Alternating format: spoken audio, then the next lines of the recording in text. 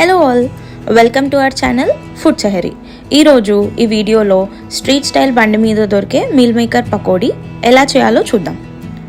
ఈ meal maker pakodi మీద ఉల్లిపాయలు అలాగే నిమ్మరసాన్ని పిండుకొని తింటే టేస్ట్ అయితే అదిరిపోతుంది. మీరు కూడా పకోడీ క్రిస్పీగా రావాలంటే వీడియో చివరి వరకు చూసేయండి. అలాగే ఛానల్ని సబ్స్క్రైబ్ చేసి బెల్ ఐకాన్ అయితే క్లిక్ చేసి పెట్టుకోండి. ముందుగా స్టవ్ మీద ప్యాన్ పెట్టుకొని దీంట్లో 3 గ్లాసెస్ ఆఫ్ వాటర్ పోసుకోండి. వాటర్ బాగా బాయిల్ అయ్యి ఇలా మరుగుతున్న టైంలో 2 కప్స్ మీల్ మేకర్ వేసుకొని 3 నుంచి 4 నిమిషాలు బాగా ఉడకనివ్వండి. 4 నిమిషాల తర్వాత మీల్ మేకర్ బాగా ఉడికి ఇలా పైకి తేలుతాయి. దీన్ని ఒక బౌల్లోకి ట్రాన్స్ఫర్ చేసుకోండి.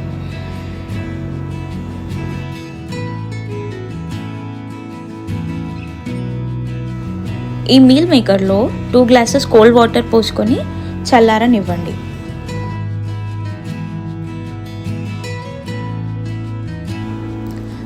మీల్ మేకర్ చల్లారిన తర్వాత మరి గట్టిగా కాకుండా ఇలా లైట్గా వాటర్ని స్క్వీజ్ చేసి ఒక బౌల్లో వేసుకోండి.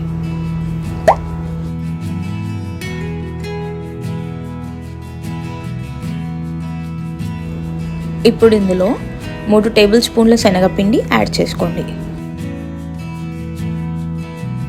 అలాగే 3 టేబుల్ స్పూన్ల కార్న్ఫ్లోర్ వేసుకోండి. మీ దగ్గర కార్న్ఫ్లోర్ లేకపోతే దీనికి బదులు బియ్యం పిండి కూడా వేసుకోవచ్చు. ఇప్పుడు 2 టేబుల్ స్పూన్స్ కారం, రుచికి సరిపడా ఉప్పు, అలాగే 1 table spoon garam masala, 1/2 table spoon ధనియాల పొడి, చిటికెడు పసుపు యాడ్ చేసుకొని బాగా మిక్స్ చేసుకోండి. బయట దొరికే పకోడీలో ఫుడ్ కలర్ వేస్తారు. మీకు కావాలంటే ఫుడ్ కలర్ యాడ్ చేసుకోండి. దీంట్లో నీళ్లు వేయాల్సిన అవసరం లేదు. మీల్ మేకర్లో ఉండే నీళ్లు సరిపోతాయి.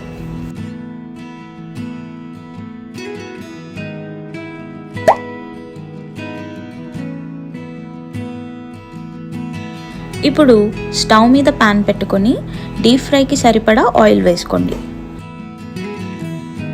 ఆయిల్ బాగా వేడయ్యాక మీల్ మేకర్ని ఒక్కొక్కటిగా వేసుకొని మీడియం ఫ్లేమ్లో బాగా ఫ్రై చేసుకోండి.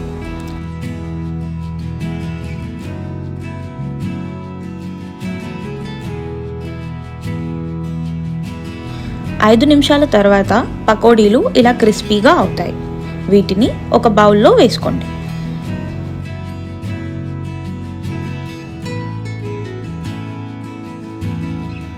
ఇలానే మిగతా మీల్ మేకర్స్ని ఆయిల్లో వేసుకోండి.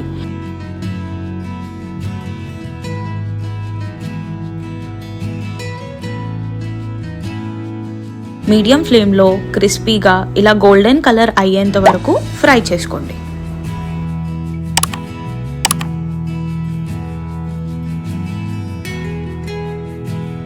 ఇప్పుడు దీంట్లో 2 రెబ్బల కరివేపాకు అలాగే 5 పచ్చిమిరపకాయల్ని వేసి 2 నిమిషాలు ఫ్రై చేసుకోండి.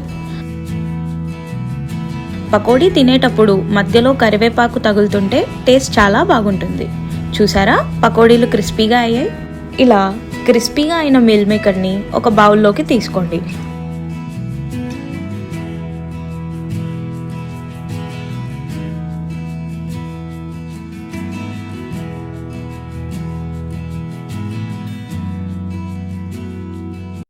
అంతే, వేడి వేడి మీల్ మేకర్ పకోడీ రెడీ.